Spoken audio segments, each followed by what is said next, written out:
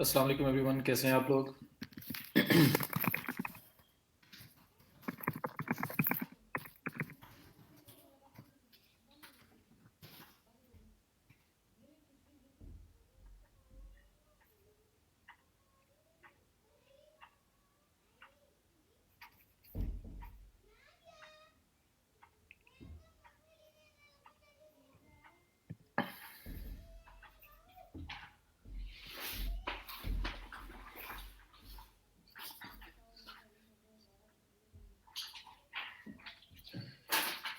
जी morning.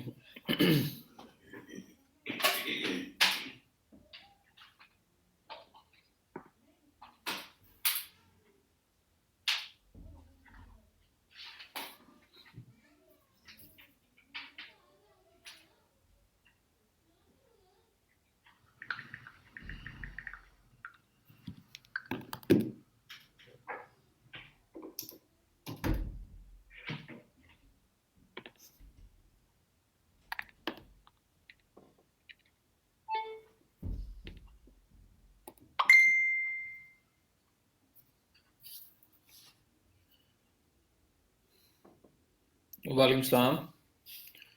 कैसे हैं जी आप लोग। क्या प्रोग्रेस चल रही है। ब्लॉगिंग वाला पार्ट क्लियर है सबको। अभी सब आई नहीं बोल के 9-10 लोग हैं। वालेकुम सलाम जी, अल्हम्दुलिल्लाह बिल्कुल ठीक ठाक।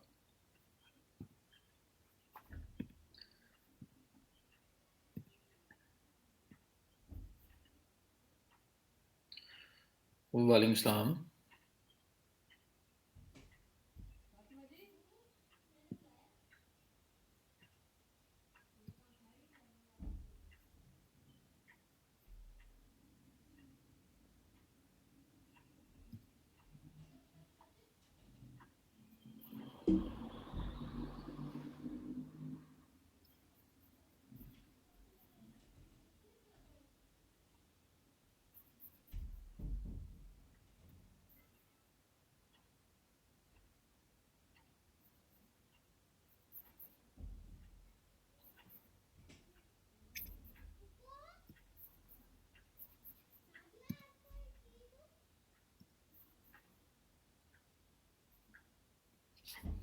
वालेकुम सलाम।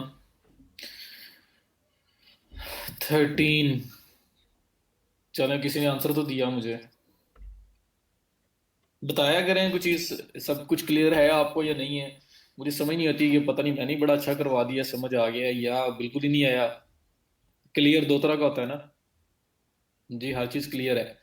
एक क्लियर होता है जो ऊपर से गुजर जाता है, एक क्लियर होता है जो समझ आ जाती है। क्लाइंट जब बात करते हैं कुछ ना कुछ तो ऐसा पॉइंट रखो ना कि वो लोग ना जाएं उनके अंदर, थोड़े से ग्रीडी हो जाए उस चीज़ के लिए कि यार ये जो चीज़ मिल रही है ना फ्री में, या कोई इस तरह की वैल्यू मिल रही है कि इसको नहीं छोड़ना है, इस पे हमने इसको रिस्पॉन्ड करना है या इससे कम से कम आगे कन्वर्सेशन लेके चलें। ब्लॉगिंग असल में पेशेंस वाला काम है जिशान। मुश्किल नहीं है। सिर्फ ये है कि अगर आपको थोड़ी सी पेशेंस रखनी पड़ेगी, लेकिन अपने स्किल टेस्ट करने के लिए बेहतरीन तरीन चीज़ है। अगर आपको ना रैंक करना आता है ना कुछ, तो आपको अगर एसईओ आती है, रैंक करना आता है आपको, आप साइट्स को रैंक कर सकते हो, तो फिर एसईओ वाला बंदा, तो हम लोग कहते हैं कि मार्केटिंग वाला बंदा जो है ना वो कभी भूखा नहीं मरता। वो अपने लिए कुछ करता रहेगा, दूसरों को भी सर्विस देता है, अपने लिए भी करेगा, और अल्टीमेटली अपने लिए साइट्स रैंक करके उस पर काम करेगा। तो एक बड़ा अच्छा अपॉर्चुनिटी है आपके पास कि आप अपनी ब्लॉग्स आप सेटअप करें, काम करें। अगर आप राइटर मतलब आप राइटिंग नहीं करना चाहते तो आप कोलेबोरेशंस कर लें। आप ऐसा करें, एक राइटर के साथ मिल जाएं, आप उसे बोलें जी आप लिखो, और आप आपको जो जिस तरह से लिखना है वो भी आप भी गाइड करते रहोगे, प्लस अगर वो इसी सेशन में से उनको पता ही है ऑलरेडी, तो एक राइटर के साथ मिल जाएं, आप उसे कहें आप लिखो और मैं मार्केटिंग करूंगा, दोनों मिलकर काम करते हैं पार्टनरशिप पे। तो कुछ ऐसा भी किया जा सकता है, या आप राइटर को हायर करके काम करवा सकते हो। और अल्टीमेटली अगर खुद ही लिखते हो तो फिर तो कोई पैसे लगने वाली चीज़ ही नहीं है। आज का topic e commerce Salman start करने लगे हैं हम लोग, और इंशाल्लाह ये 1-2 दिन और जाएगा। ई कॉमर्स में हम लोग local e com, international e com, उसके बाद पेमेंट गेटवेज जिससे पेमेंट्स रिसीव करते हैं अगर आप इंटरनेशनली काम कर रहे हो। लोकली अगर आप काम कर रहे हो तो पेमेंट मोड वगैरह, कैश ऑन डिलीवरी किस तरह से काम करता है उसके बारे में। और उसके बाद कुछ डिफरेंट मॉडल्स होंगे ई कॉमर्स के जो हम लोग डिस्कस करेंगे, लाइक विद डिफरेंट मॉडल्स हैं, मतलब अब मजीद बताऊंगा जब मैं उसकी तरफ जाऊंगा कि किस तरह से आप लोग कम से कम इन्वेस्टमेंट में अच्छे से अच्छा काम स्टार्ट कर सकते हो और आप उसको लेके चल सकते हो। क्योंकि मेन चीज़ तो ये है ना कि पैसे कम से कम लगें और एफिशिएंटली लगें और हमारा काम भी चले। तो वो भी बात करेंगे हम डिफरेंट मॉडल्स के ऊपर। अस्सलाम वालेकुम। वालेकुम सलाम sir, I have local client, she is a doctor and want his clinic address on Google and FB management मेरा ख्याल कहना चाह रहा है। But what should be the cost? She is in Pakistan. She wants long term commitment with me. Pakistan में rates कुछ कम मिलते हैं। गूगल पे एड्रेस ऐड करना तो is not a big deal. आपको पता है गूगल माई बिजनेस पे आप जाएंगे, वहां पे जाके उसका वेबसाइट, उसका सारा एड्रेस वगैरह, उसका नैप जो है वो लिस्ट करेंगे। लिस्ट करने के बाद आपको एक पिन वेरिफिकेशन आएगी, वो पिन उसके एड्रेस पे रिसीव होगा, वो पिन अप्लाई करेंगे, उसकी साइट, उसकी उसका बिजनेस जो है, उसका जो क्लिनिक है, उसका क्लिनिक जो है वो आ जाएगा Google my business, Google listings के अंदर आना स्टार्ट हो जाएगा। अब उसको रैंक करना है, तो रैंक में फिर कुछ साइटेशन वगैरह आप कर देंगे, जिसको थोड़े बहुत लिंक्स लगाएंगे तो वो रैंक भी जल्दी हो जाएगा, क्योंकि पाकिस्तान में कंपैरेटिवली इतना ज़्यादा कंपटीशन नहीं है। और जो फेसबुक है वो मैनेजमेंट अब डिपेंड करता है वो आपको कितना वर्कलोड दे रहे हैं, आप वीकली कितने टाइम्स पोस्ट करोगे। Sorry, excuse me. तो आप वीकली कितने टाइम पोस्ट करोगे? आपने वीक में 3 बार पोस्ट करना है, वीक में 5 बार पोस्ट करना है, मंथली कितनी बार पोस्ट होगा, पोस्ट होंगी किस किस्म की, पोस्ट बनाने में आपको कितना टाइम लगता है, वो सब चीजें आपको देखनी पड़ेंगी, क्योंकि उसके ग्राफिक्स भी आपने अगर प्रिपेयर करने हैं, उसकी पोस्ट भी आपने बनानी है, फिर अप्रूवल लेके आपने पब्लिश करनी है, फिर आपने उसके मार्केटिंग पे भी काम करना है कि उसके फॉलोअर्स लाइक्स वगैरह बढ़े उसके पेज के। तो उस हिसाब से आपने थोड़ी कैलकुलेशन करनी है कि आपका कितना टाइम स्पेंड होगा इसके काम पे, वीकली मंथली कितना टाइम आप लगाओगे ऑन एवरेज। उस टाइम को मल्टीप्लाई करो अपने मिनिमम आवरली रेट से कि मिनिमम मैंने इतना पर आवर चार्ज करना है अगर मैं ये काम करूँ तो स्टार्टिंग में इस तरह से जाएं। कल को इंशाल्लाह स्किल इंप्रूव होती जाएगी, आप एक्सपीरियंस होते जाओगे, तो फिर जो है वो आवर्स पे बात नहीं रह जाएगी कितने आवर्स लग रहे हैं और क्या हो रहा है। फिर मेन चीज स्किल पे भी बात होती है, क्योंकि अक्सर ऐसे काम होते हैं कि जो एक न्यूबी है वो करने बैठे ना तो उसको 4-5 घंटे लग जाएंगे। एक एक्सपीरियंस्ड पर्सन है, उसको पता है कि मैंने 30 मिनट में 1 घंटे में इसको कैसे करना है, वो कर सकता है, लेकिन वो 4-4-5 घंटे का ही करेगा, क्योंकि उसे पता है कि मार्केट में एवरेज टाइम यही है। वो तो उसकी अपनी स्किल है ना कि उसको जल्दी कर पा रहा है।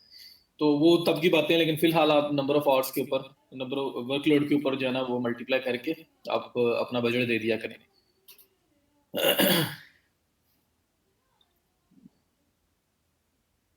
सिर्फ 23 लोग आए हैं, क्या करें आप? 24 और 10-15 मिनट, 10 मिनट हो गए हैं ऑलमोस्ट। स्टार्ट करते हैं फिर, मेरा ख्याल है।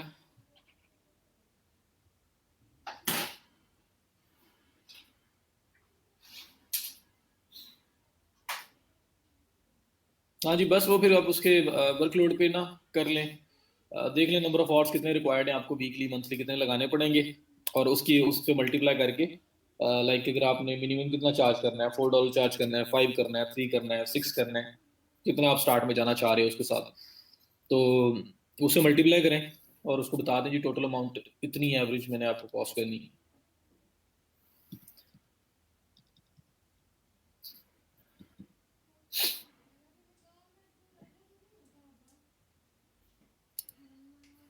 चलें जी, मैं अब स्क्रीन शेयर कर रहा हूँ, स्टार्ट करते हैं। अब इंट्रो आई कॉम का, अब अक्सर लोग हैं जो आज नहीं आए, वो आके मंडे को पूछ रहे होंगे क्या हुआ था, इस तरह की बातें, क्या हुआ था और क्या इंट्रो था, ब्रीफ कर दें। वालेकुम सलाम। अहमद ऑफिशियली तो अलाउड नहीं है।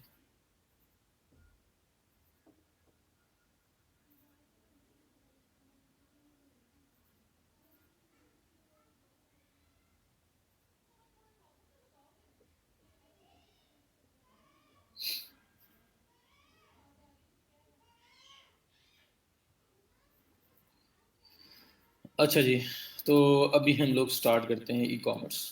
अच्छा, ई कॉमर्स होता क्या है पता है सबको? ई कॉमर्स नाम तो मैं बोल ही जा रहा हूँ, कोई ऐसा तो नहीं जिसको भी ये नहीं पता कि ई कॉमर्स है क्या? नहीं पता, दैट इज फाइन। मैं सिर्फ पूछ रहा हूँ, नहीं पता तो ओपनली बताएं, कोई इशू नहीं है।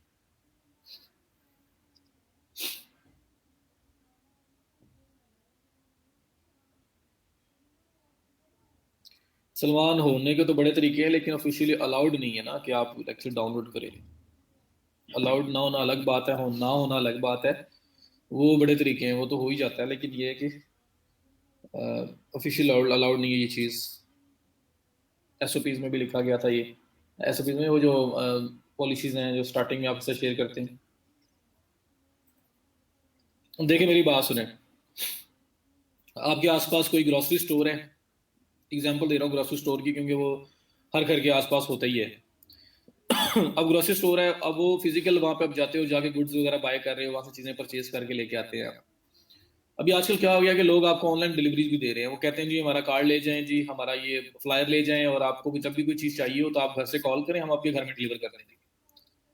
अब उस चीज को उठा के अगर वो वेबसाइट पे लें, एक ग्रोसरी स्टोर जो फिजिकल कहीं पे एग्जिस्ट करता है, किसी किस्म की भी कोई भी बिजनेस है, उसको उठा के वो ऑनलाइन ले जाए, वो वही सारी प्रोडक्ट्स ऑनलाइन लिस्ट कर दे और बोले जी कि आप ऑनलाइन आएं और ऑनलाइन ऑर्डर करें, हम आपको चीज डिलीवर करेंगे वेबसाइट के थ्रू। तो ये आपका ई कॉमर्स है, इलेक्ट्रॉनिक कॉमर्स आपकी बन जाती है। कॉमर्स आपकी होती है बिजनेस, तजारत। कॉमर्स जो होता है, तो e commerce electronic, electronic media को यूज करते हुए, इलेक्ट्रॉनिक मीडियम को यूज करते हुए जो आप तजारत करोगे, जो आप बिजनेस करोगे, उसको ई कॉमर्स बोलते हैं। सो पाकिस्तान में बहुत बड़ी बड़ी एग्जांपल्स हैं, जैसे दराज डॉट पी के ई कॉमर्स स्टोर है, जहाँ पे हर चीज़ सेल हो रही है, आपको पता है। स्टोर्स भी आप अपने बना सकते हैं, प्लस ये है कि वहाँ पे चीज़ परचेज भी आप लोग करते हैं, अक्सर लोगों ने की भी होगी। तो ये आपका दराज एक ई कॉमर्स का पाकिस्तान के अंदर सबसे बड़ी जो साइट है वो दराज है।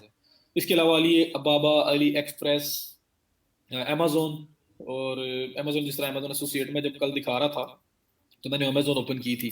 दुनिया की सबसे बड़ी साइट अमेजोन है, ठीक है। उसके बाद अली बाबा भी है। अली बाबा जो है वो होलसेल की है, अली बाबा डॉट कॉम। अली एक्सप्रेस इन्हीं की है, अली बाबा वालों की रिटेल में है, यहाँ पे ज़्यादा रिटेल का काम है। तो उसके बाद ईबे है, ईबे डॉट कॉम। उसके बाद इट से है, और पता नहीं कितनी साइट्स और होंगी यहाँ पे। मैं लिखता जाऊंगा तो लाइनें लगती जाएंगी। चले मैं बस इन पे बात करते हैं, मजीद नहीं लिखते।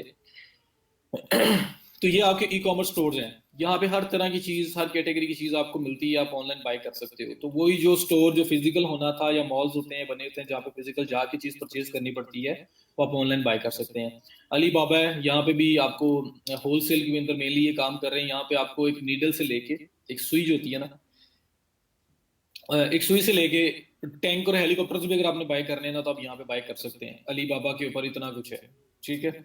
उसके बाद अली एक्सप्रेस जो है वो अली बाबा की ही रिटेल साइट है। मतलब रिटेल अगर आप कोई एक दो चीज बाय करना चाहते हैं अब, तो फिर अली एक्सप्रेस उन्होंने लॉन्च किया था, आप इसके थ्रू कर सकते हैं। बड़ी अच्छी क्वालिटी की बड़ी अच्छी चीज़ें मिल जाती हैं आपको। मैंने बहुत बाइंग की हुई है यहाँ से। उसके बाद ईबे है, ईबे भी आपका ऑनलाइन शॉप है, ऑनलाइन स्टोर है, जहाँ पे हर चीज़ आपको मिलती है, ठीक है।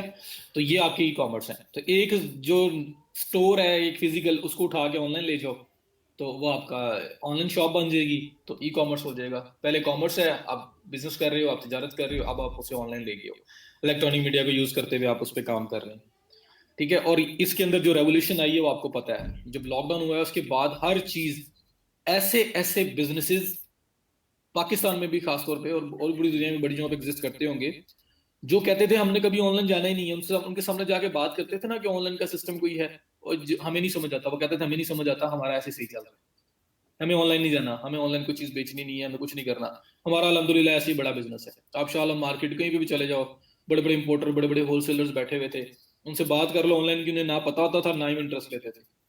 जब लॉकडाउन हुआ तो उन्हें भी मजबूरन अपनी साइट्स बनवानी पड़ी, उन्हें ऑनलाइन मीडियम को यूज करना पड़ा। वो OLX के ऊपर एड्स पोस्ट कर रहे थे, वो इस तरह से फेसबुक पे एड्स चला रहे थे, डिफरेंट जगहों पे एड्स चला रहे थे, रन कर रहे थे, ताकि उनकी चीज सेल हो, क्योंकि लॉकडाउन है, लोग तो जा नहीं सकते। अब उन्होंने लोगों तक तो पहुंचानी है चीज को। तो बहुत सारे बिजनेस जो जिनके अंदर कॉन्सेप्ट ही नहीं था ऑनलाइन जाने का, वो भी ऑनलाइन आए, क्योंकि उन्हें सर्वाइव करना था। तो ई कॉमर्स इतना ज्यादा उसके अंदर जो है ना बूस्ट मिला। तो पाकिस्तान के अंदर भी 2019 में आई थिंक $1 बिलियन जो है ना, इसका इसका जो वॉल्यूम है वो एक्सीड कर चुका हुआ था, या होने वाला था। इतना ज्यादा इसका वॉल्यूम हो चुका हुआ था। तो ये और बहुत ऊपर जाएगा, क्योंकि लोगों के पास अब टाइम नहीं है, लोगों के पास जाने का, कहीं पे जाके चीज़ों को बाय करने का। वो एज फन, और जिस तरह से ये कोविड आया है, और जिस तरह की ये अल्लाह ताला बस खैर करे, इस चीज़ को ख़त्म करे। जिस तरह की चीज़ें आई हैं अब लोग और अवॉइड करेंगे, दुनिया चेंज होगी और ज़्यादातर अवॉइड करेंगे कि अननेसेसरी कहीं पे ना जाया जाए, ऑनलाइन चीज़ को बाय कर लें। तो पहले ही अच्छा था, लेकिन एक और लेवल पे चलेगी। और इन्हीं दिनों में अमेजोन भी जो है, जेफ बेजोस वो दुनिया का अमीर तरीन आदमी बन गया, इतना तेजी से ऊपर गए वो लोग। और उन्होंने भी ग्रोसरी और इस तरह की चीज़ों को प्रायोरिटी पे डिलीवर करना स्टार्ट कर दिया, बाकी चीज़ें भी थी साथ साथ। तो पहले ही बहुत ऊपर था और ऊपर निकल गया। तो ये ई कॉमर्स है कि आप कुछ भी चीज़ उठा के ऑनलाइन सेल करना शुरू कर दो, एक वेबसाइट बनाओ और उसके ऊपर स्टार्ट कर दो, इलेक्ट्रॉनिक मीडिया को यूज़ करते हुए आप सेल करना स्टार्ट कर दो, तो वो आपका ई कॉमर्स हो जाएगा। जो कॉमर्स है वो आपका ई कॉमर्स में कन्वर्ट हो जाएगा। तो ये आपको इंट्रो मिल गया कॉमर्स है क्या। अब ई कॉमर्स कितनी तरह की होती है? बी टू बी भी होती है, business to business E commerce होती है, बिजनेस टू कंज्यूमर होती है, कंज्यूमर टू कंज्यूमर होती है।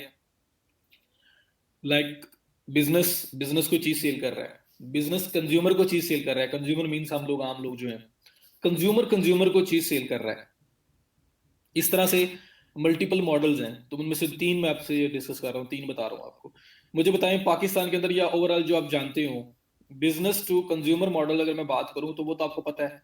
मैं ये जो भी साइट ओपन करूंगा आप कहोगे ये बिजनेस टू कंज्यूमर तो कर ही रहे हैं। अमेजोन बिजनेस टू कंज्यूमर कर रहा है ना, कोई भी जाके वहां से चीज खरीद सकता है। AliExpress business business to consumer कर रहा है ना, कोई भी जाके वहां से चीज परचेज कर सकता है। तो कंज्यूमर हम लोग हैं, तो बिजनेस टू कंज्यूमर की एग्जाम्पल तो ये हो गई। अगर मैं आपको ये बोलूं business consumer to consumer model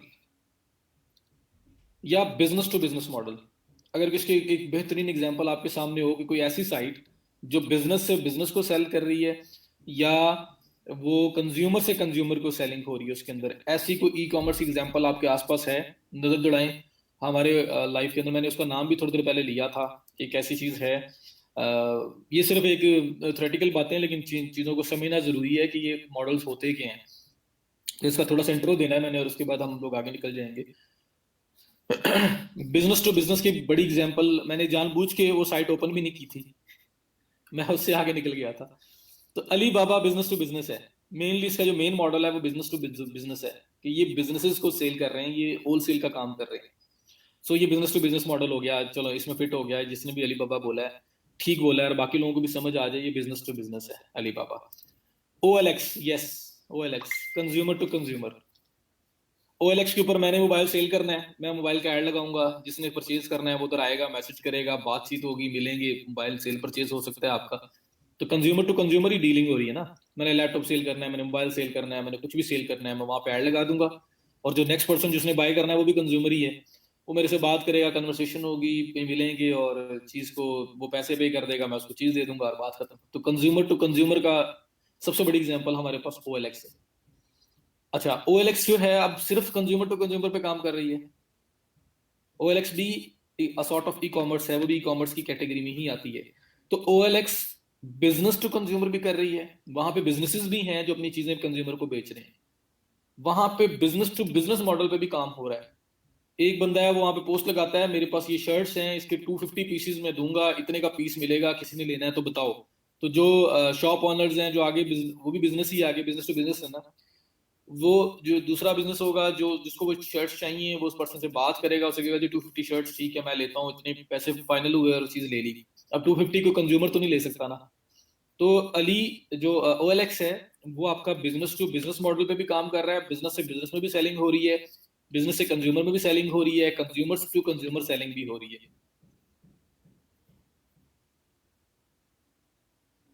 जी जमशा, जो आपका फेसबुक है इसके अंदर भी शॉप फीचर है, तो उसके अंदर भी शॉप फीचर में मल्टीपल चीजें हो सकती हैं, बिल्कुल हो सकती हैं। वो बिजनेस टू बिजनेस भी हो सकता है, बिजनेस टू कंज्यूमर भी हो सकता है, कंज्यूमर टू कंज्यूमर भी हो सकता है। तो बहरहाल आपका जो OLX है जो सब लोग जानते हैं जिसको, OLX पे B2B, B2C, C2C तीनों मॉडल्स पे काम हो रहा है। तो ये मॉडल्स हैं डिफरेंट जिस पे आप काम करते हो कि आपकी टारगेटेड ऑडियंस क्या है, आप किसको चीज सेल कर रहे हो।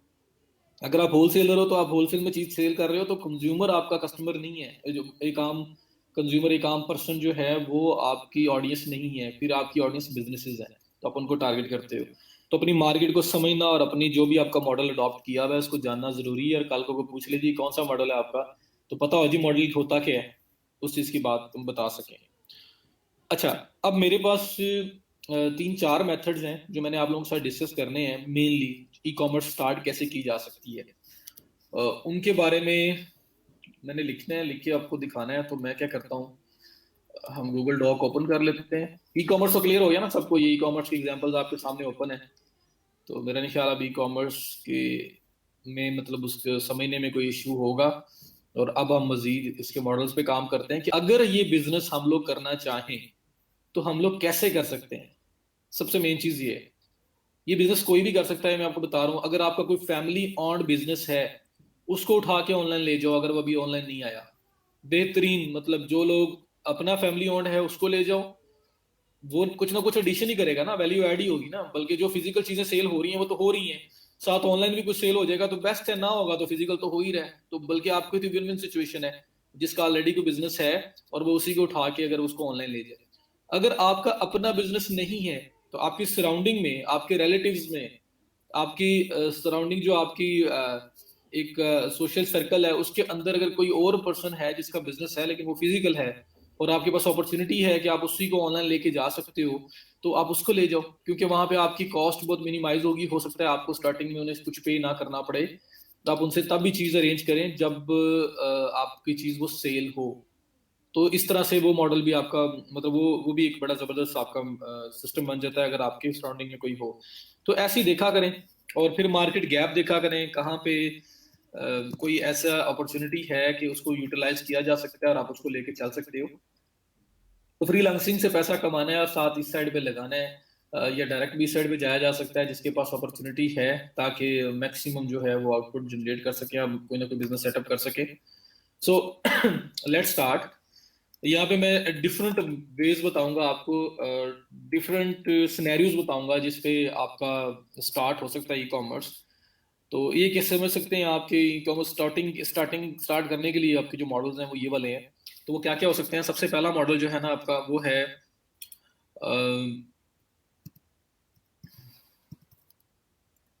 Vendor vendor model. ठीक है, वेंडर मॉडल क्या होता है इसकी बात हम लोग करेंगे। ये एक मॉडल है। और एक असल असल में मैं आपसे अगर पूछूं, अगर आपसे मैं ये पूछूं कि अगर आपने ई कॉमर्स स्टोर स्टार्ट करना है तो आपके माइंड में क्या आता है कि आप किस तरह से स्टार्ट करेंगे, आपको उसके लिए क्या क्या चीजें चाहिए। ये चीज भी छोड़ देते हैं, पहले हम यहाँ से एक एक्टिविटी स्टार्ट करते हैं। अगर आप में से कोई पर्सन ई कॉमर्स स्टोर स्टार्ट करना चाहता है, ठीक है, तो आप किस तरह से स्टार्ट करेंगे, आपको क्या क्या चीजें रिक्वायर्ड हैं। मुझे उसकी एक लिस्ट बताएं, मुझे बताएं कि आपको ई कॉमर्स स्टोर बनाना है, आपको ऑनलाइन बिजनेस स्टार्ट करना है, तो आपको क्या क्या चीजें रिक्वायर्ड हैं, कौन कौन से पजल्स हैं जिनको हमें पूरा करना पड़ेगा। मुझे वो बताएं, ताकि मैं उसमें उसको लिस्ट डाउन करता जाऊं और फिर हम वहां से आगे बढ़े। तो ये मॉडल्स वगैरह तो बाद में बातें होती रहेंगी। मेन चीज है, आपके माइंड में क्या आता है। ऑनलाइन बिजनेस स्टार्ट करना है तो क्या क्या कुछ चाहिए हमें उसके लिए, आप बोलेंगे और मैं लिखूंगा। वेबसाइट, ये ले दी वेबसाइट, लिख दी मैंने।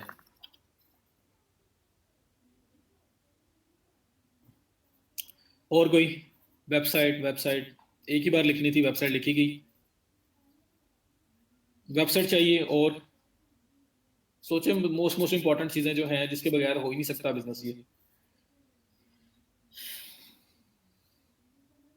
Platform, source, product, marketing. Product इसमें एक पॉइंट अच्छा मिला है, प्रोडक्ट,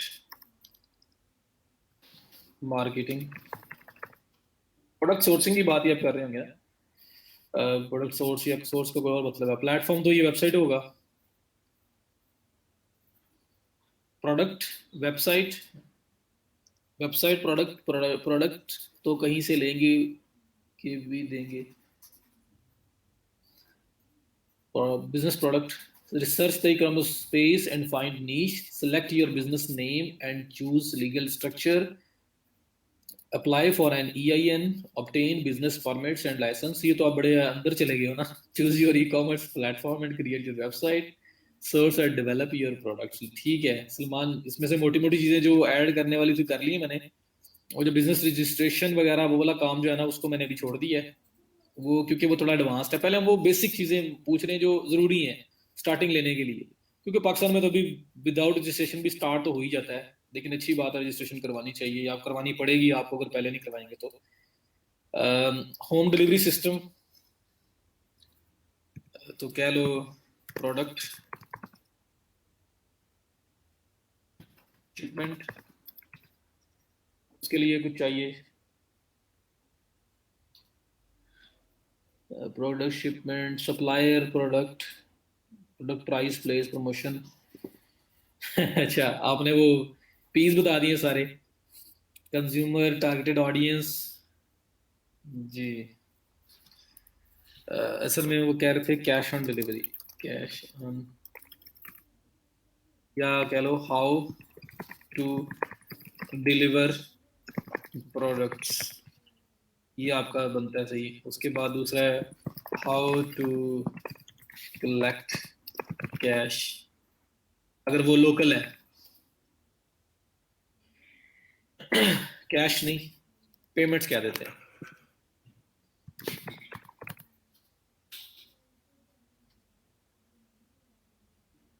ठीक है जी। और इसके अलावा क्या बात आई थी, सप्लायर चाहिए आपको, प्रोडक्ट, तो जरा बता, प्रोडक्ट कहीं ना कहीं से तो लेना है, प्रोडक्ट सप्लायर, कंज्यूमर, आप टारगेटेड, टारगेटेड ऑडियंस, वैसे तो ये आपका मार्केटिंग में आ जाएगा, फिर भी लिख दिया मैंने। लोकल ऑडियंस, कस्टमर वही हो गया, ऑडियंस हो गया, होम, अच्छा, nap goods website, nap goods business product, बस यही है। चले जी। अच्छा, अगर मैं इसको अब अरेंज करना स्टार्ट करूं, ये तो आपने लिखवा दिया, अगर मैं इसको अरेंज करूं तो मैं कैसे करूंगा? सबसे पहली बात है जी भाई, मार्केट रिसर्च।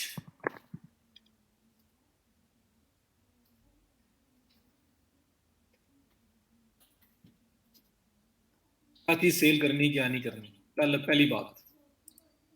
उसके बाद product sourcing,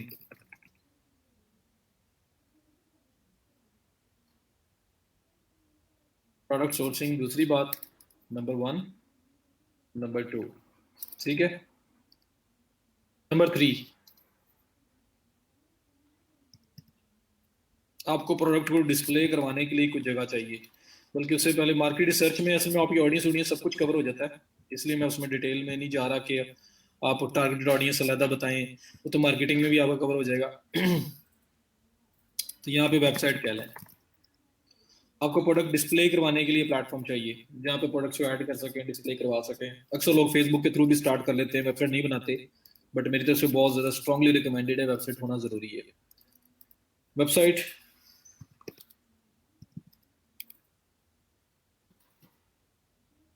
marketing,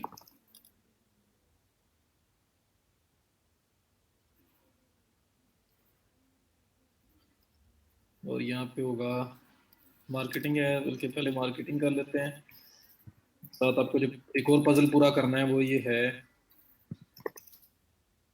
product delivery,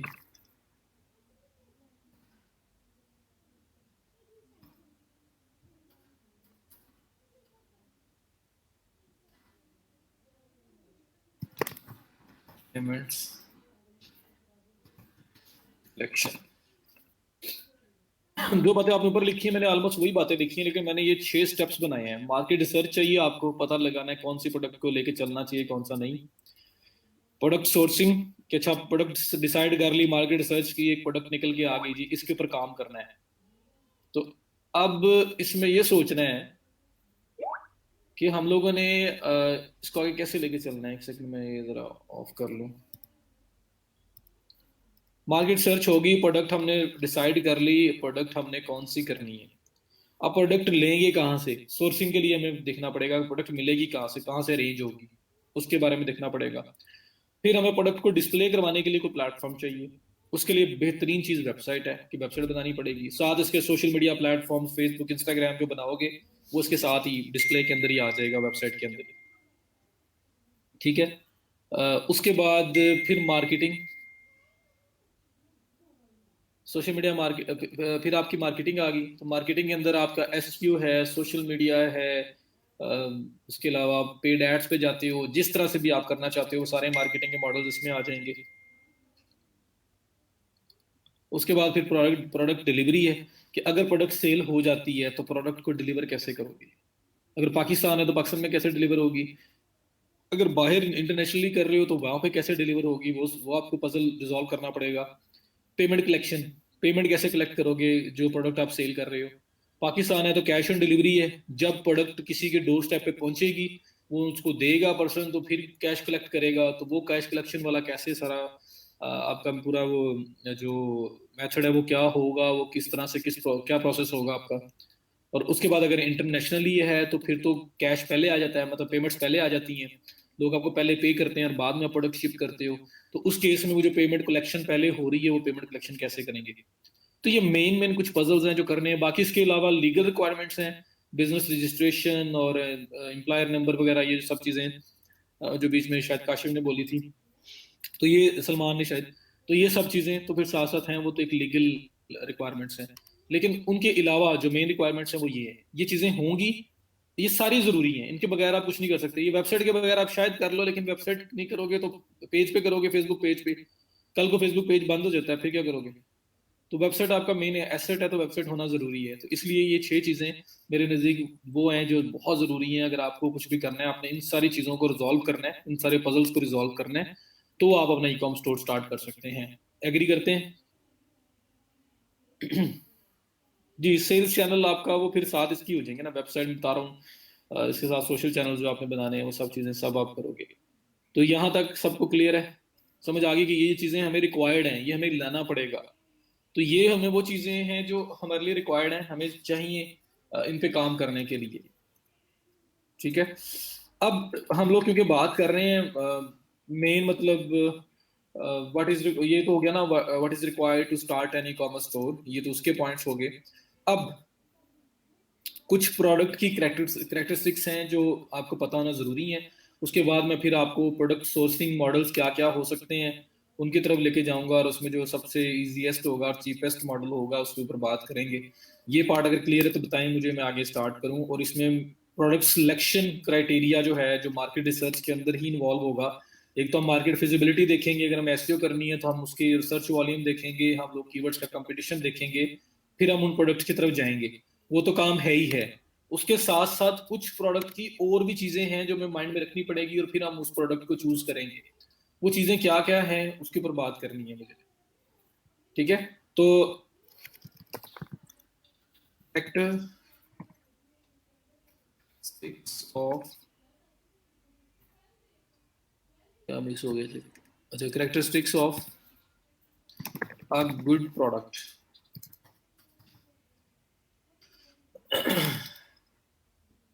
अच्छा, एक अच्छी प्रोडक्ट की कैरेक्टरिस्टिक्स क्या होनी चाहिए, बताएं मुझे।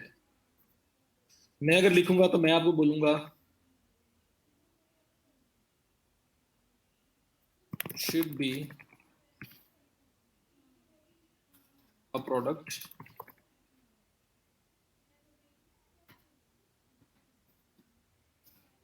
should be evergreen।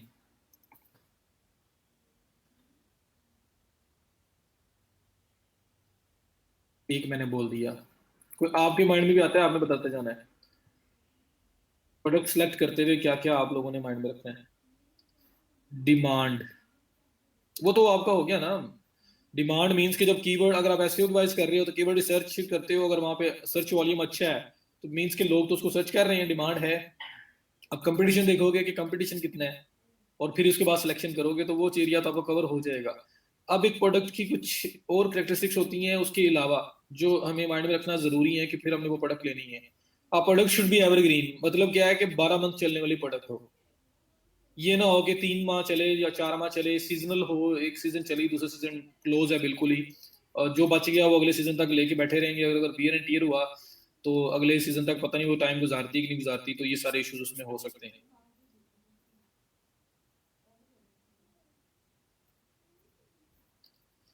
A product should be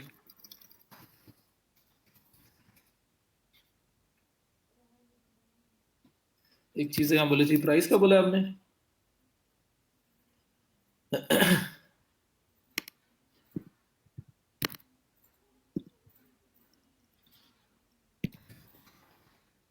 reasonable या अफोर्डेबल?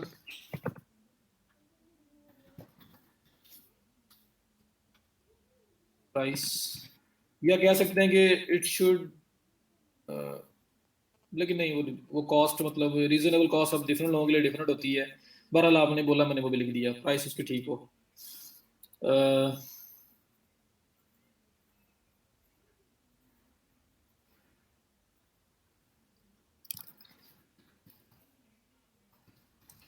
शुड बी यूनिक, चलो ये आपने बोला, मैंने ये भी लिख दिया।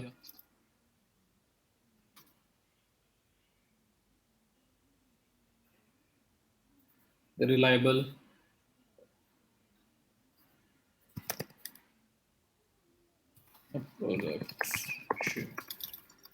शुड है, अब ये ए प्रोडक्ट की जगह बी प्रोडक्ट ही करना पड़ेगा।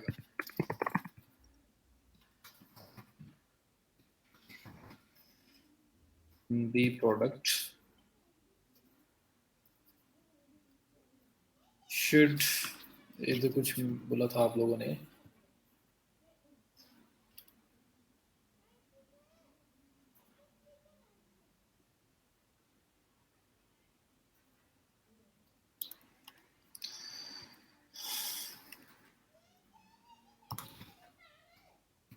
गुड क्वालिटी, ठीक है। लाइट वेट, नहीं लाइट वेट वो तो डिपेंड करता है ना क्या हो। हाई डिमांड, वो तो कीवर्ड रिसर्च से हमने कर दिया। Meet in needs, user experience, high quality than competitors, reasonable price, budget friendly, हाँ बजट फ्रेंडली रीजनेबल प्राइस, एक ही बात होगी। फुलफिल कंज्यूमर डिजायर्स, क्वालिटी अच्छी हो। उसके बाद यहाँ पे एक और चीज़ और इसके अलावा कोई माइंड में आता है वो भी लिखें।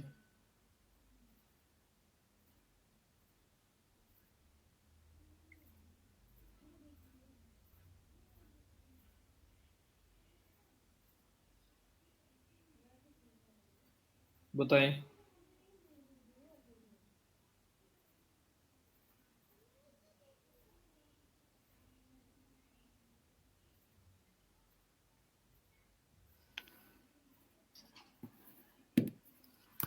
The product shouldn't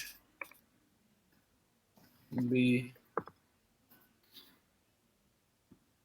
fragile।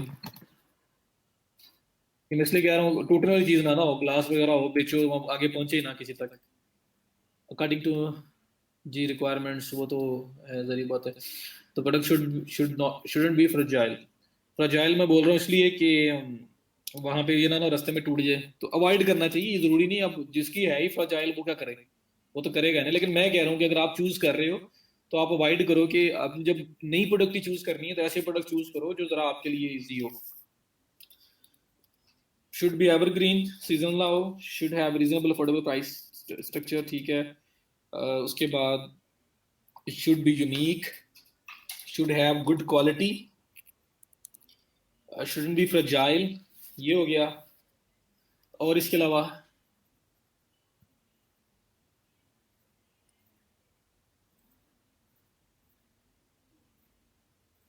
सब, अगर वो आप लोगों ने मुझे बोलना है और मैंने करना है, तो जिस तरह जो लेक्चर बचते हैं उस हिसाब से जैसे जैसे होगा तो मुझे जो कहते जाएंगे मैं इंशाल्लाह करता जाऊंगा। जो मोस्ट मतलब आप में से ज्यादा लोग जो बोलेंगे। The product shouldn't be fragile, उसके बाद द प्रोडक्ट शुड हैव, आपके पास तो मेरे ख्याल में कोटा खत्म हो गया है तो मैं खुद से लिखता जाता हूँ। The product should have,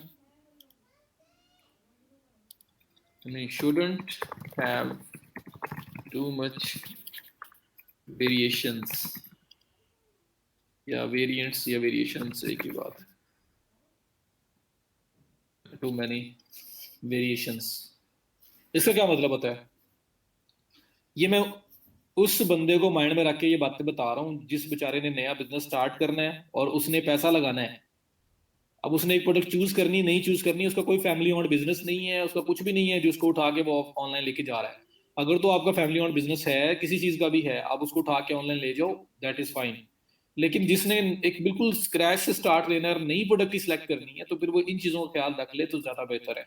the product shouldn't have too many variations या वेरिएंट्स। इसका मतलब ये होता है कि प्रोडक्ट ऐसी ना हो कि आपने ऐसी प्रोडक्ट उठा ली है जिसके साइज भी हैं, जिसके कलर्स भी हैं, जिसके अंदर मतलब काफी सारी वेरिएशंस आ रही हैं, तो एक एक कलर के अंदर हर साइज लेना पड़ेगा आपको।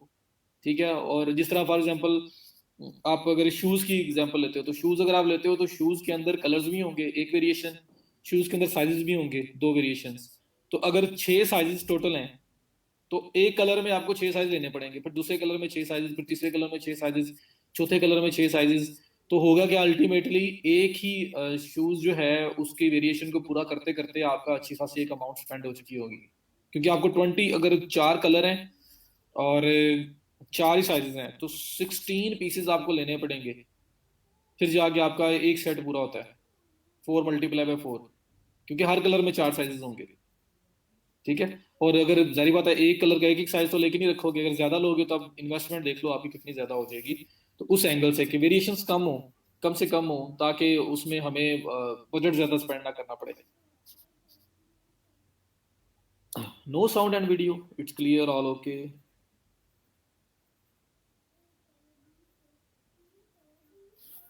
हाँ जी। The product should have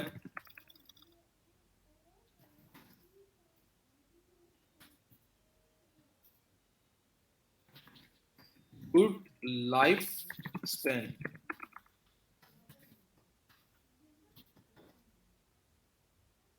the product should have a good life span. Life कुछ अच्छी हो। अब सब्जी लेके ना रख लेना, एक दिन ना बिकी दूसरे दिन खराब हुई पड़ी हो। ठीक है। मतलब एक वेजिटेबल्स हो गए, फ्रूट्स हो गए, उनका एक आपको पता है कि लाइफ है। गुड लाइफ स्पैन का मतलब ये है कि अगर वो रुकती भी है, वो कुछ अर्सा आपके पास पड़ी भी रहती है, तो उसकी लाइफ इतनी हो कि आप उसको आराम से निकाल लेंगे। ये ना हो कि वो बहुत ही उसकी एक शॉर्ट उसका लाइफ हो, लाइफ साइकिल हो, और उसके अंदर अंदर वो सेल होगी तो ठीक है, वरना वो वेस्टेज है। तो वो फिर आपको काफी ज्यादा नुकसान बियर करना पड़ सकता है उस चीज की वजह से। तो एक अच्छी प्रोडक्ट जो है वो कोशिश करें जो आप लें, एक गुड लाइफ स्पैन हो, उसका एवरग्रीन हो, रीजनेबल अफोर्डेबल प्राइस हो, मतलब एक मैसेज के जो है ना वो रेंज में आती हो, यूनिक हो, गुड क्वालिटी की हो, फ्राजाइल ना हो ताकि वो टूटने वाली ना हो, आपको नुकसान बियर करना पड़ सकता है। टू मेनी वेरिएशंस उसकी ना हो, ताकि कम से कम इन्वेस्टमेंट हो आपकी उनके ऊपर, अगर आप प्रोडक्ट्स को बाय भी करते हो पहले लेकर रखते हो। और गुड लाइफ स्पैन हो, तो ये चीजें मैंने आपको बता दी। जी, पेरिशेबल वो इसी में आ जाएगा ना, गुड लाइफ स्पैन में।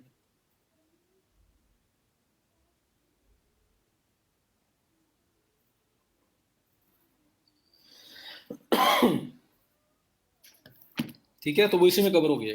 गुड लाइफ स्पैन मैंने बोला है, तो इसमें पेरिशेबल जो है वो भी इसके अंदर आ जाएंगी। Should be easily transportable. जी, हो सकता है, लेकिन ये चले।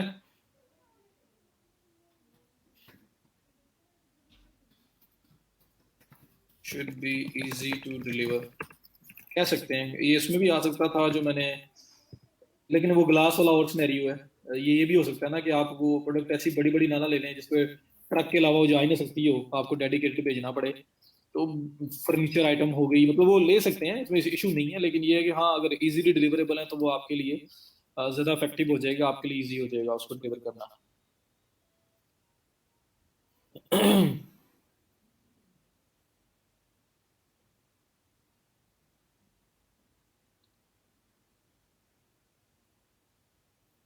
शुगर और फ्लोर का बिजनेस स्टार्ट कर लेते हैं। नहीं, जो मर्जी करो यार। ये वॉइस का इशू किसी और की तरफ आ रहा है।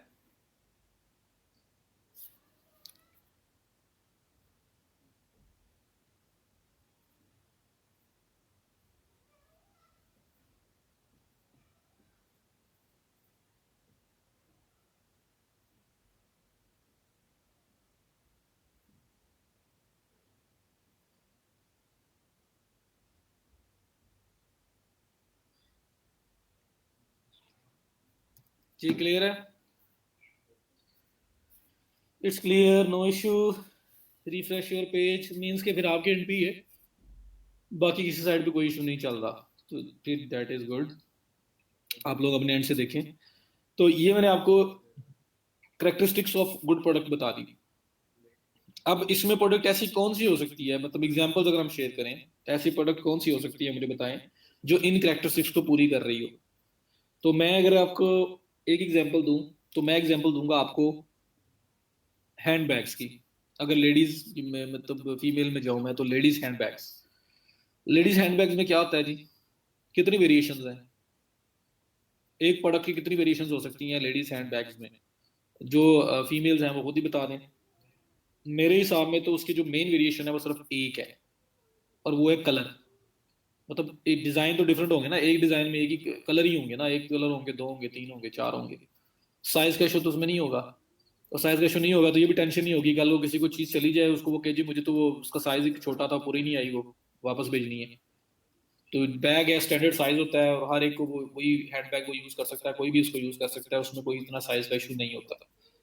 तो एक हैंड बैग्स जो लेडीज हैंड बैग्स हैं, लेदर हैंड बैग्स होते हैं, उनकी एक लाइफ भी बहुत अच्छी होती है। वो आपके आराम से उनसे 2 साल 3 साल निकाल सकते हैं, अगर आप उनको स्टोर अच्छे तरीके से किया, इन केस मतलब अगर वो पड़े भी रह जाते हैं तो इतनी जल्दी खराब नहीं होते। वेरिएशन उनकी मेन होती है जो वो एक कलर होती है, कलर उनकी मेन वेरिएशन होती है कि कलर्स डिफरेंट होंगे एक डिजाइन के अंदर, फिर दूसरा डिजाइन उसके अंदर कलर्स हैं, तो वो हम पर प्रोडक्ट बात कर रहे हैं।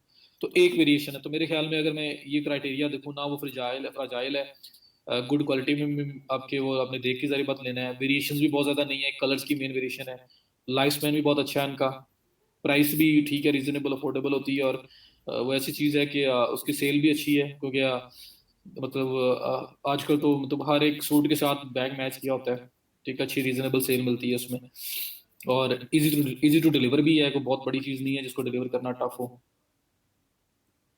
साइज कहाँ से होता है, वो एक डिजाइन में एक बैग है ग्रीन कलर में पड़ा हुआ है, अब उसके अंदर मेन कलर हैं, वो बहुत कम होता है कि किसी में जी वो डिजाइन का भी थोड़ी बहुत वेरिएशन आ रही हो, किसी किसी में होता है, ज्यादातर क्या होता है, ज्यादा मेन वेरिएशन जो होती है वो कलर्स की होती है। एक डिजाइन है उसके अंदर मल्टीपल कलर्स अवेलेबल हैं। सम टाइम कुछ होता है ऊपर एम्ब्रॉयडरी हुई हो, कुछ ऊपर टेक्सचर हुआ हो, तो वो थोड़ा बहुत वो भी चेंज हो जाता है, लेकिन वो कम होता है, बहुत कम होता है। ज्यादातर जो बैग्स हैं उनमें कलर्स की वेरिएशन आती है।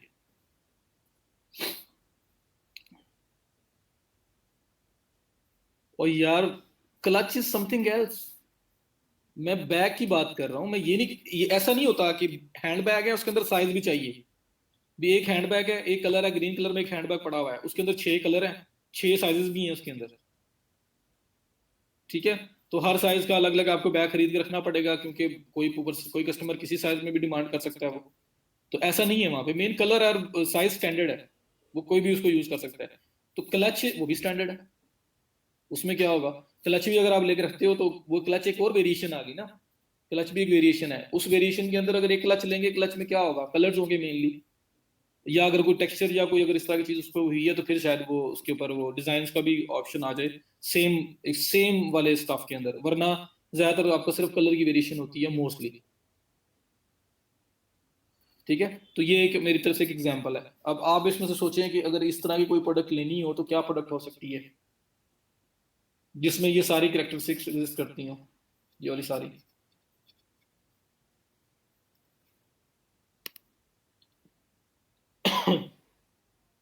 और क्या हो सकता है,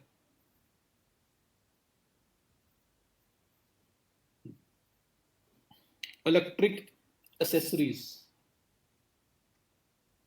हाँ जी, वो उसमें कुछ है कुछ नहीं है। अब एसी तो नहीं है ना, एसी तो आपका सीजनल हो जाएगा, ठीक है। तो इस तरह से कुछ चीजें हैं जो एवरग्रीन है, जो 12 मतलब 12 महीने सेल होती हैं। एवरग्रीन का मतलब ये है कि 12 मंथ उनकी डिमांड है, ऐसा नहीं है कि सीजनल है।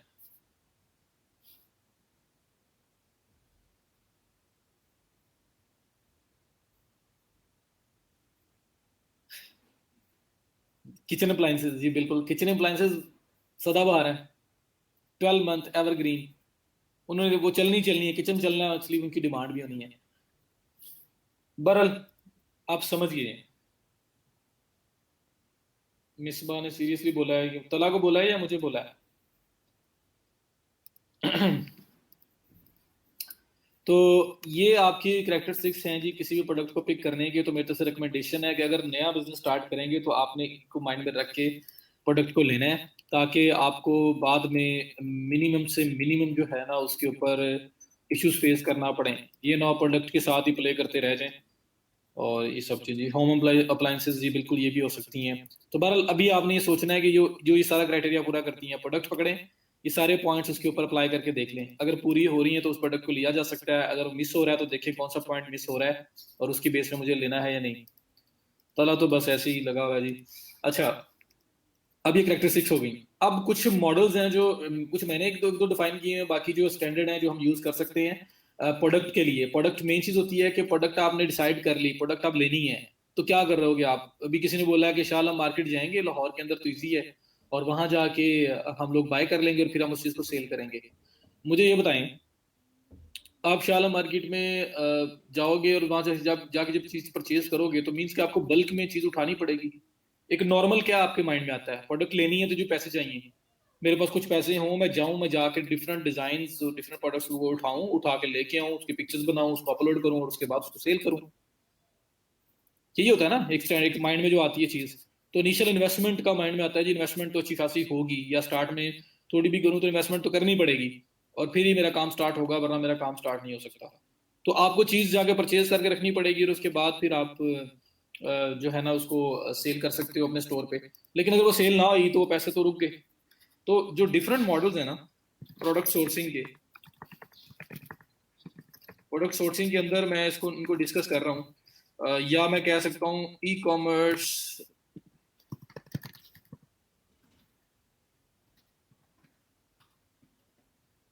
मॉडल्स। एक तो वो दूसरे मॉडल्स हैं ना, B to B, B to C, वो तो जो आपके मॉडल जनरल मॉडल्स हैं। ये मॉडल्स जो है ना वो वाले हैं जो हम लोग जिस तरह से हम लोग ये काम कर सकते हैं, प्रोडक्ट सोर्सिंग भी बात होगी और इसमें डिफरेंट मॉडल्स होंगे जिन पे काम किया जा सकता है। तो देखें जी क्या हो सकता है। एक है स्टैंडर्ड मॉडल। स्टैंडर्ड मॉडल क्या है, आपके पास पैसे हो 50,000 लाख रुपए, आप जाएं, आप जाके चीज परचेज करें। मैं आपको बताता हूँ शालम मार्केट होलसेलर से भरी पड़ी है, इंपोर्टर से भरी पड़ी है। आप डायरेक्ट इंपोर्टर से जाके वहां से चीज परचेज कर सकते हैं। बस आपको पता होना चाहिए कि वो इम्पोर्टर है या नहीं है, वो किसी और से लेके तो नहीं बेच रहा। तो वहाँ पे इम्पोर्टर्स हैं हर चीज के, आप वहां पे जाके वहां से सोर्सिंग कर सकते हैं। तो लाहौर में होते हुए तो लोगों के लिए इशू नहीं है। मैंने ये काम तब स्टार्ट किया था जब मैं उकाड़ा में था, और मैं वहां से लाहौर से फिर भी मतलब यहाँ पे आके उसको करता रहा हूँ। तो आप लोग जो लाहौर में रहते हो उनके लिए तो मसला नहीं है, जो बाकी सिटीज में है वो भी कर सकते हैं। सो स्टैंडर्ड मॉडल ये है जी कि वो जो आपके माइंड में आता है, और आपने जी पैसे लगाने हैं स्टार्ट में, आपने चीज परचेज करनी है, चीज रखनी है, और उसको फिर आपने सेल करना है। अब जो ना सेल हुई वो तो रुक गई, उसका क्या करेंगे। और इसमें इन्वेस्टमेंट इन्वॉल्व है, स्टार्टिंग में अच्छी खासी इन्वेस्टमेंट इन्वॉल्व है, प्रोडक्ट बाय करके रखना चाह रहे हो।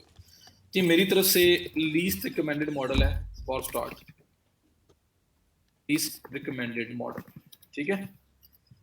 तो ये उन लोगों के लिए ठीक है जिनका अपना फैमिली ओन्ड बिजनेस है, या अपने सर्कल में कोई लोग ऐसे हैं जो जिसके बिजनेस को उठा के वो मतलब ऑनलाइन लेके जा सकते हैं, और उन्हें पता है कि वहां पे उन्हें इन्वेस्टमेंट पॉइंट ऑफ व्यू से इतने पैसे नहीं लगाने पड़ेंगे, और दो उनके लिए भी विन विन सिचुएशन है, वो भी पैसे कमा सकते हैं, दूसरों को कमा के दे सकते हैं। लेकिन अगर आप स्टार्ट करें और अब कहें जी मैं लाख रुपए लगा के चीज लेके बाय करके रखूं, तो क्योंकि बाय करके रखोगे तो फिर आपको वेयर हाउस भी चाहिए, आपको छोटा मोटा स्टोर भी चाहिए जहां पे उस चीज को स्टोर करोगे। ख्याल रखना पड़ेगा खराब ना हो, आपको उसको संभालना भी पड़ेगा, और फिर आपने उसको सेल भी करना है। तो आपको थोड़ा सी रिस्पॉन्सिबिलिटी बढ़ जाएगी। और अगर कोई चीज स्टक हो जाती है तो वो उस चीज आपको सेल लगा कि किस तरह से निकालनी है, या वो पड़ी है पड़ी पड़ी वो खराब भी हो सकती है। तो आपने तो पैसे लगा दिए, अब वो आपके ऊपर एक मीन्स के एक बर्डन है कि आपने उसको निकालना ही निकालना है। तो ये आपका एक स्टैंडर्ड मॉडल होता है, जो चीज बाय करो जी, रखो और फिर बेचो, जिसपे पैसे ज्यादा इन्वॉल्व होते हैं। तो मेरे तो ये लीस्ट रिकमेंडेड है आप लोगों के लिए, एज अ न्यूबी आप इस साइड पे ना जाए। दूसरा मॉडल है आपका वेंडर मॉडल। अब वेंडर मॉडल क्या होता है, किसी को पता है तो जल्दी से बता दें मुझे। तीसरा मॉडल है इसका ड्रॉप शिपिंग। चौथा मॉडल है इसका, ये मैंने खुद ही ड्राइव किया हुआ है।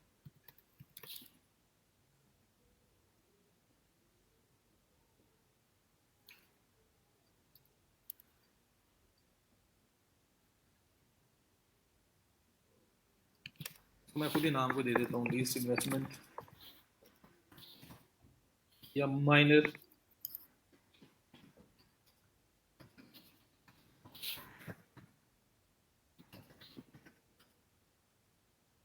माइनर इन्वेस्टमेंट, ये मेरा खुद ही का दरियाफ्त किया हुआ है, ये भी मैं आपको बता दूंगा। तो वेंडर मॉडल किसी को आइडिया हो क्या चीज होती है? जल्दी से बताएं अगर किसी को आइडिया है, हमने बस वाइंड अप करना है थोड़ी देर में। ड्रॉप शिपिंग चलें उस पर भी आते हैं। वेंडर मॉडल क्या होता है, वेंडर मॉडल किसी को अगर आइडिया हो?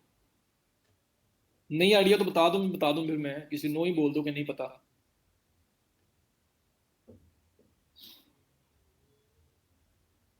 फेरी वाला मॉडल कौन सा? Whole selling? और ये क्लियर करो ना, होल सेलिंग क्या? No idea. चले मैं बताता हूँ। वेंडर मॉडल ये होता है कि मैं इंपोर्टर या होलसेलर के साथ बात करता हूँ। मैं उसको जिस तरह से भी उसके साथ डीलिंग करूँ, मैं उसको बोलूंगा भाई कि जब आपकी प्रोडक्ट सेल होगी तब मुझे आपसे प्रोडक्ट चाहिए। ठीक है? मीन्स के मैं पहले चीज़ बाय नहीं करता, मैं वेंडर्स के साथ बात कर लेता हूँ, मुझे पता होता है वो चीज़ मिलनी कहाँ से है।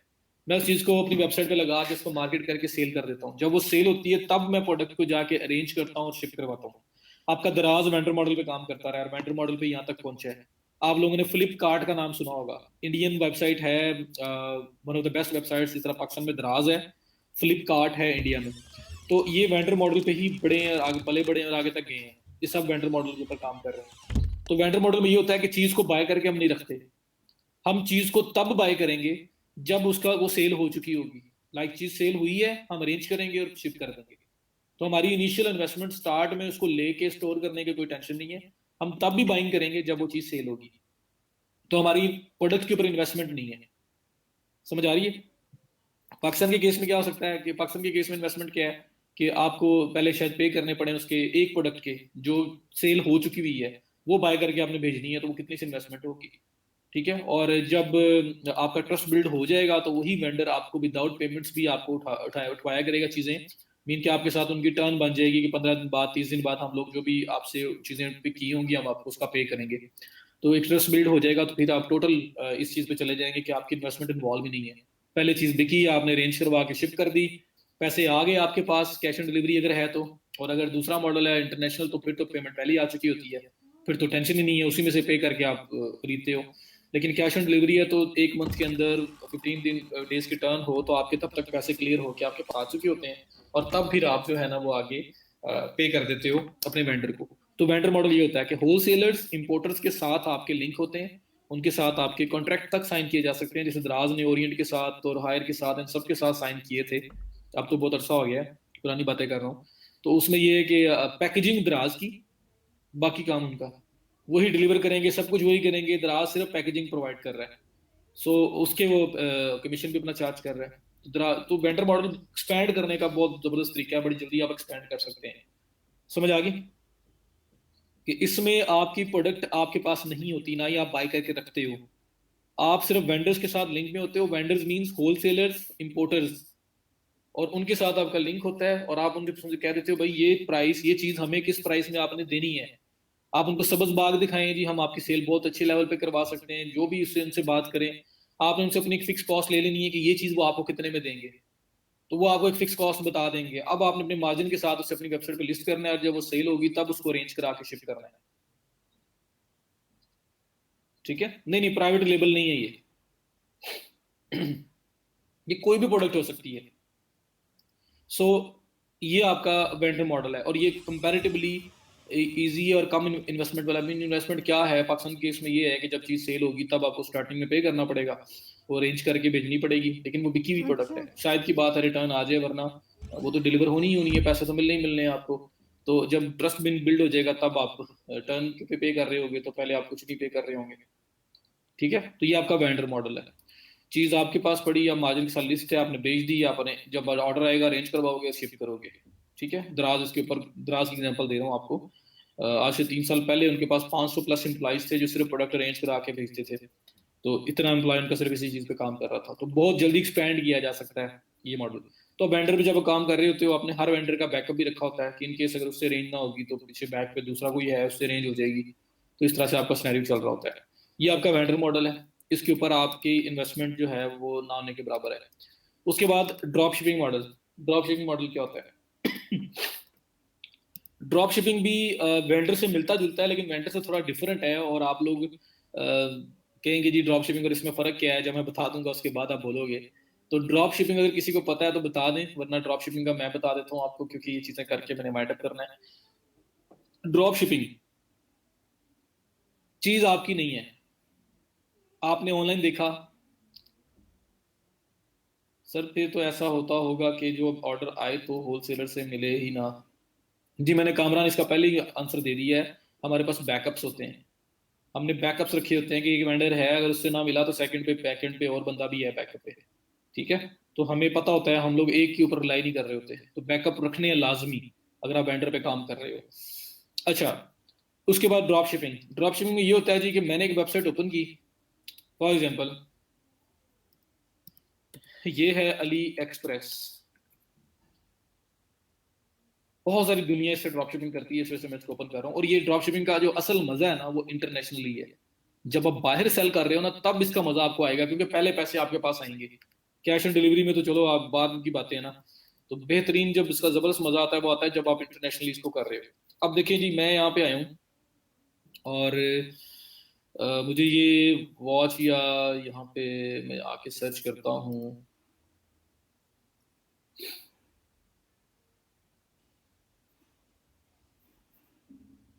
ज्वेलरी को देख लेते हैं, कोई इस तरह की चीज, या ये वॉच ही ले लेते हैं चले। मैंने ये वॉच ओपन की।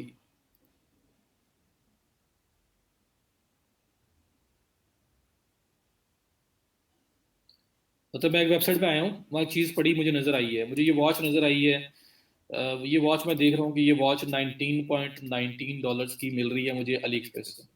ठीक है, मैं इस वॉच को उठाता हूँ और लिस्ट कर देता हूँ अपनी वेबसाइट के ऊपर, और मैं रेट रख लेता हूँ वहाँ पे 38 या 39.99।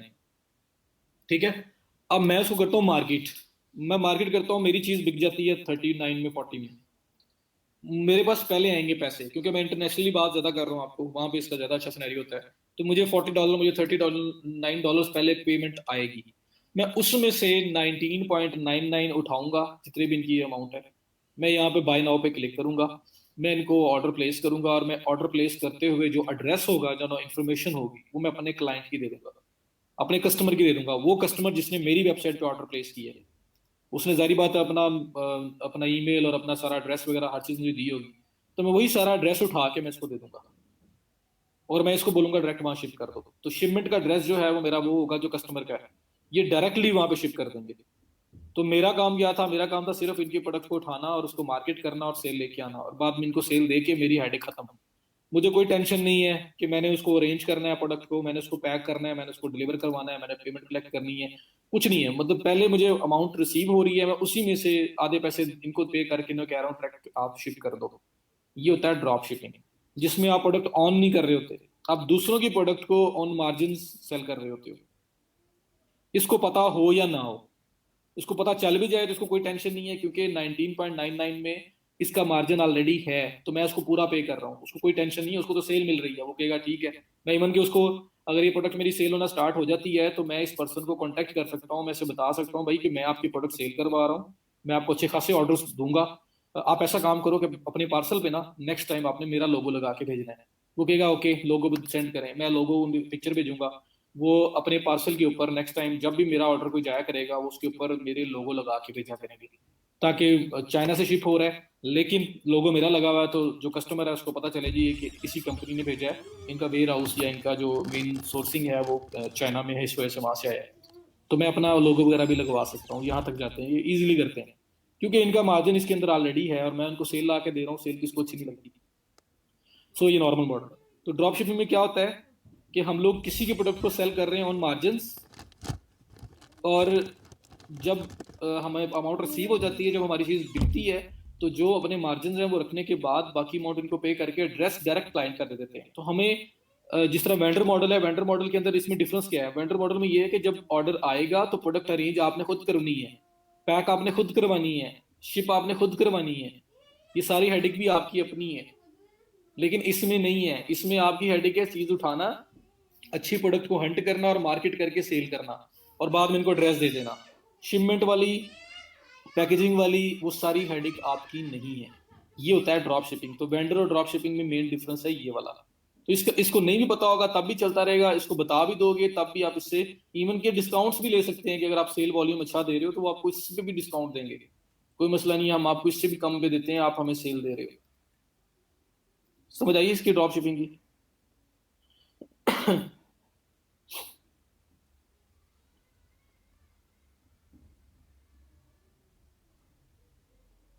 जी स्टार्टिंग में आ सकता है स्टोर का नाम वगैरह, वो चाइनीज में लिखा होता है ज्यादातर, समझ तो आती नहीं अगले बंदे को, लेकिन ये है कि आप उसको बाद में चेंज करवा सकते हो। कमीशन नहीं है, मार्जिन है। वेंडर में मार्जिन है, इसमें मार्जिन है। मेन डिफरेंस क्या है कि वेंडर जो है उसमें प्रोडक्ट अरेंज खुद करनी है, पैकेज खुद करनी है, शिप खुद करनी है, वो सारी हेडिक आपकी अपनी है। लेकिन जो ड्रॉप शिपिंग है उसमें सिर्फ और सिर्फ ऑर्डर रिसीव किया, एड्रेस दिया आपने सेलर को और आप ओके हो गए, अब आपको कोई टेंशन नहीं। मल्टी भी हो सकते हैं, लेकिन जो आपको ज्यादा अच्छा लगेगा मैं सारे सिनेरियोज बताऊंगा और आप उनमें से लेके चलोगे। प्रोडक्ट की हंटिंग कैसे करते हैं, अगर आप एसईओ वाइज उसको रैंक करना चाहते हो तो कीवर्ड रिसर्च है आपकी सबसे बेस्ट टेक्निक। अगर आपने फेसबुक वगैरह पे करना है तो फिर उसके भी डिफरेंट टूल्स भी अवेलेबल हैं और मैनुअली भी हंट किया जा सकता है, मैं उसका भी बताऊंगा आपको कि हंटिंग कैसे करनी है वाली। और जो शिपमेंट है पाकिस्तान में या बाहर अगर हमें हैंडल करनी पड़े तो कैसे होनी है वो भी बताऊंगा आपको, तो सारी चीजें बताऊंगा। फिलहाल तो मैं सिर्फ एक जनरल मॉडल डिस्कस कर रहा हूँ। तो वेंडर मॉडल और ड्रॉप शिपिंग में फर्क पता चल गया। वेंडर मॉडल में प्रोडक्ट अरेंज आपने खुद करनी है, जब ऑर्डर आएगा आपने पैकेजिंग खुद करनी है, शिप आपने खुद करनी है। ड्रॉप शिपिंग में आपने खुद कुछ नहीं करना। वेंडर मॉडल में हो सकता है आपको पिक्चर्स मिले, हो सकता है ना मिले, आपको खुद पिक्चर्स बना के अपलोड करनी पड़े, आपकी वर्किंग थोड़ी ज्यादा है। ड्रॉप शिपिंग में क्या होता है कि मुझे किसी की प्रोडक्ट अच्छी लगी है और मैंने ऑनलाइन उसको पड़े हुए देख लिया, मैं इसी की यही पिक्चर्स उठा के यूज कर लूंगा। ठीक है, क्यों? मुझे उसमें ये होता है कि जब इस क्लाइंट को मैं इन्फॉर्म कर दूंगा तो ये मुझे कल को क्लेम तो वैसे भी नहीं कर सकता कि भाई आप क्या कर रहे हो, मेरी प्रोडक्ट मेरी चीजें उठा के वहां पे अपलोड की हुई है, मेरी पिक्चर्स ली हुई है आपने। ठीक है, कुछ नहीं कह सकता, मैं उसको सेल ला के दे रहा हूँ। और इसको, और एक और क्वेश्चन यहाँ पे आता है, अच्छा जी यहाँ पे जब $19 की $20 की चीज पड़ी हुई है तो हमसे 40 में कोई क्यों बाय करेगा? ये क्वेश्चन भी एक बड़ा आता है ड्रॉप शिपिंग की, जब मैं बात करता हूँ ना तो ये क्वेश्चन आता है।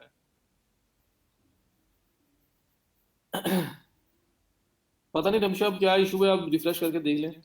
तो अब ये क्वेश्चन आता है जी कि $20 में जब अली एक्सप्रेस से मिल रही है तो वो पर्सन पागल है जो हमसे $40 में परचेज करेगा? तो भाई उसको पता ही नहीं है अली एक्सप्रेस पे $20 की मिल रही है। सबसे मेजर बात ये है, आप लोग जो लड़के हैं, मैं इनकी बात करता हूँ, आपने जीन्स की पैंट लेनी है, जीन्स की पैंट अगर आप किसी ब्रांड की शॉप पे या लिवाइस पे या स्क्रीन पे चले जाओगे, आपको पता है कि 5,000 6,000 से नीचे मुझे पैंट नहीं मिलनी। ठीक है, जब आप, लेकिन कुछ लोग ऐसे भी हैं उनको ये भी पता है कि अगर मैं ये क्रीम ब्लॉक चला जाऊं, क्रीम ब्लॉक में बैक पे जो मतलब कुछ ऐसे ऐसे लोग बैठे हुए हैं जिनकी लाइक वो पैंट्स जो बच जाती हैं जो ऑर्डर्स में से, वो उसको सस्ते दामों में दे देते हैं, वही क्वालिटी सब कुछ वही होता है, लेकिन वो आपको ना इकोनॉमिकल प्राइस पे मिल जाती है। अब रीजन क्या है, अक्सर लोगों को पता ही नहीं है कि ऐसा होता है, क्रीम ब्लॉक में ऐसे मिलती है। और अक्सर लोग ब्रांड कॉन्शियस हैं, वो कहते हैं नहीं भाई वो तो अच्छी है ही नहीं, हालांकि सेम चीज होगी लेकिन वो कहेंगे नहीं ब्रांड की चीज ही पहननी है। तो ब्रांड कॉन्शियस है तो वो ब्रांड से ही लेंगे, वो उस जगह से नहीं लेंगे। और किसी को, और अक्सर को नहीं पता, बहुत सारों को नहीं पता कि यार अच्छा वहां से इतने की मिल जाती है, वहां सस्ती मिल जाती है चीज, नहीं पता। तो ये रीजन है, मैं उस कस्टमर तक, मैं उस ऑडियंस तक अपने तरीके से पहले पहुंच गया हूँ, मैंने अच्छे तरीके से पहुंच के उसको टारगेट करके मैं उसको चीज दिखा रहा हूँ और चीज की वैल्यू अच्छी नजर आ रही है, तो इस वजह से वो मुझसे बाय कर रहा है। इस वजह से वो $20 वाली बाय नहीं कर रहा क्योंकि उसे नहीं पता कि $20 की कहीं पे ये मिल रही है। मेरा मार्केटिंग का मेथड, मेरी अप्रोच वो अच्छी थी, मैंने उसको चीज दिखाई और उसने उसको पसंद आई, उसने बाय कर ली। समझ आ रही इस चीज की? तो इसलिए ड्रॉप शिपिंग में ये नहीं सोचना कि जी वो तो इतने की चीज है तो वो डायरेक्ट वहां से जाके क्यों नहीं बाय करता, वो यहाँ से क्यों कर रहा है। भाई वो इसलिए नहीं करता क्योंकि वो अलग सिनेरियो से नहीं पता अली एक्सप्रेस का। और एक शॉप को चलाने के लिए छोटा सा ग्रुप ऑफ पीपल चाहिए, बहुत ज्यादा लोग नहीं चाहिए होते हैं आपको। अगर लाहौर में मैं एक शॉप बना लूं जहाँ पे मैं कोई गारमेंट्स का काम को काम कर लेता हूँ, तो क्या मुझे पूरा लाहौर चाहिए वहां से परचेजिंग करने के लिए? मुझे तो एक छोटी सी ऑडियंस चाहिए लोगों की जो मेरे से चीज परचेज करते रहे, मेरा सर्कल चलता रहेगा बस। कितने ब्रांड्स हैं, कितना कुछ है, कितना कुछ चल रहा है यहाँ पे। तो इसलिए ऐसा नहीं होता, हमारा मार्केटिंग, हमारी टेक्निक, हमारा अप्रोच ज्यादा अच्छी थी। हमने, हमारी इंटेलिजेंस है कि हमने उस चीज को उठाया और हम उस चीज को अच्छे लोगों में जाके, उस मार्केट में जाके उसको हाईलाइट कर रहे हैं या उसको प्रमोट कर रहे हैं जहाँ पे हमें पता है कि हमें पैसे मिलेंगे। तो ये नॉर्मल है, हमारे पास फुल सिक्योरिटी है। कस्टमर को प्रोडक्ट समझ नहीं आती, उसको ठीक नहीं लगती, वो उसको वापस करना चाहता है, हम वर्चुअल एड्रेस भी ले सकते हैं जिससे वो प्रोडक्ट हमारे तक पहुंच भी जाएगी। अगर वो ब्रेक हो जाती है, कोई प्रॉब्लम हो जाता है, तो अली एक्सप्रेस के ऊपर भी हमारे पास सपोर्ट अवेलेबल है। हम क्लाइंट को, वो जो सेलर है उसको बोलेंगे भाई प्रोडक्ट टूटी हुई पहुंची है, ये देखो इमेज है, वो दोबारा भेजेगा, क्योंकि फीडबैक सिस्टम है, तो कोई इशू नहीं होता उसमें।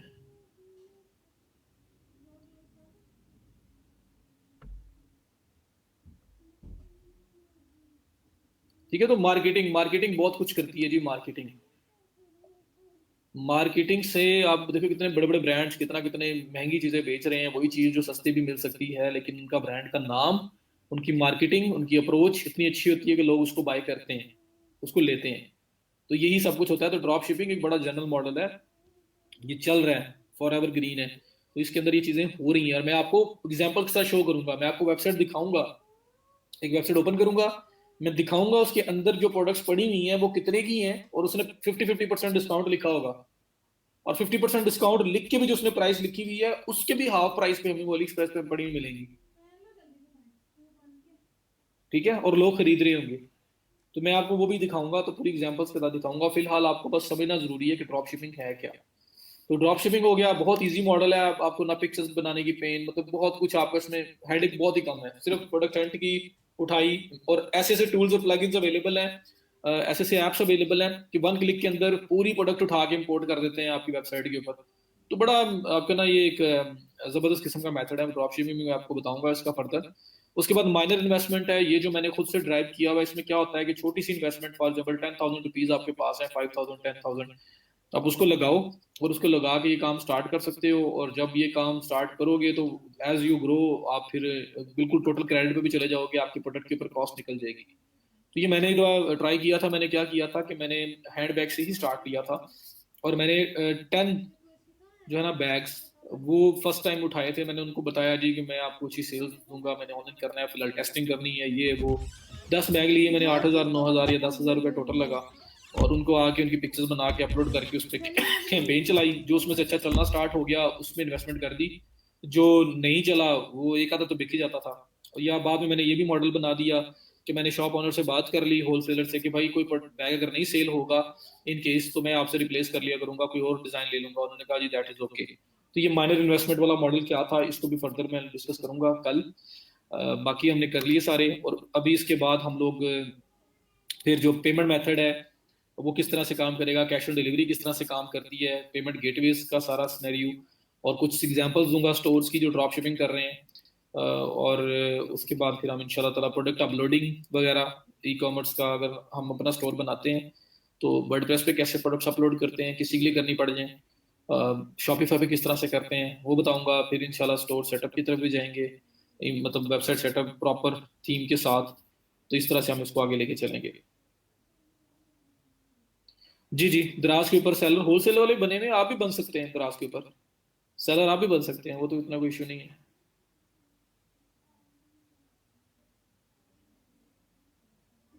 मार्केटिंग भाई दुनिया में किसी भी चीज को चलाने के लिए उसकी मार्केटिंग के ऊपर डिपेंडेंट है वो।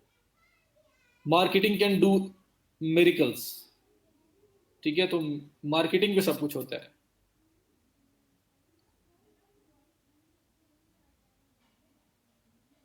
कोई बात नहीं, इंशाल्लाह हम लोग देखेंगे कैसे कैसे हम कर सकते हैं, क्या क्या कर सकते हैं। और अब आप ये सोचो कि जो होलसेलर द्रास पे आके बैठा है या कहीं और उसने बना ली है, उसके पास एट अ टाइम सारी स्किल्स नहीं है, उसे मार्केटिंग नहीं आती, वो शायद किसी को हायर कर रहा हो, और हायर करते भी वो इतना अफोर्ड ना करता हो पे करना।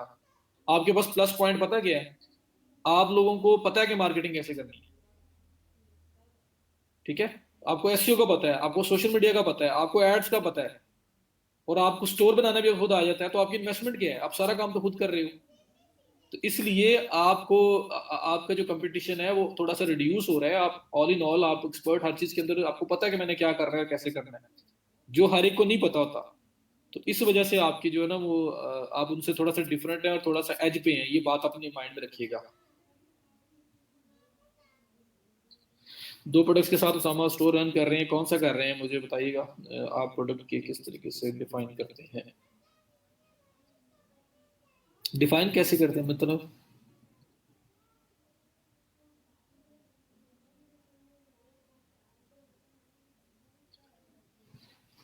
अच्छा, दराज पे कर रहे हैं, ठीक हो गया। दराज के साथ साथ अपनी साइड भी बनाए यार।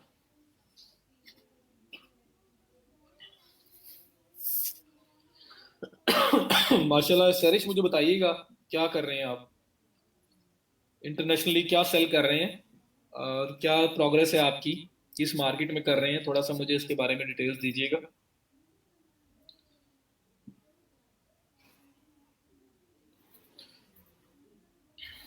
तो दैट इज इट जी। मेरे ख्याल में हमने काफ़ी कुछ ही आज डिस्कस कर लिया। मैं जितना कम ही करना था इससे, लेकिन काफ़ी कर गया हूँ। तो बाकी इसको यहीं से लेके चलेंगे मंडे को। वीकेंड है, प्लीज़ वीकेंड वेस्ट ना कीजिएगा, आप कोशिश करें फुल अपनी 100% अपना दें और बाकी अल्लाह पे छोड़ दें, तो इंशाल्लाह आपको कुछ ना कुछ आउटपुट मिलेगा। सो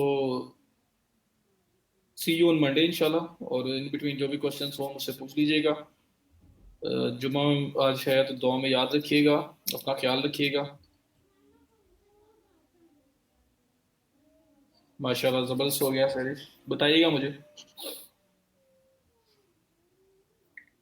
चलें जी, अब ख्याल रखिए। माशाल्लाह एंड पे लोग आए हैं और अभी थोड़ा सा स्टिक किए बैठे हैं। शायद कोई लेक्चर में समझ आ रही हो या इंटरेस्टिंग लगा हो। तो बहरहाल इसको आगे यहीं से लेके चलेंगे हम लोग। मंडे को इंशाल्लाह बात होती है।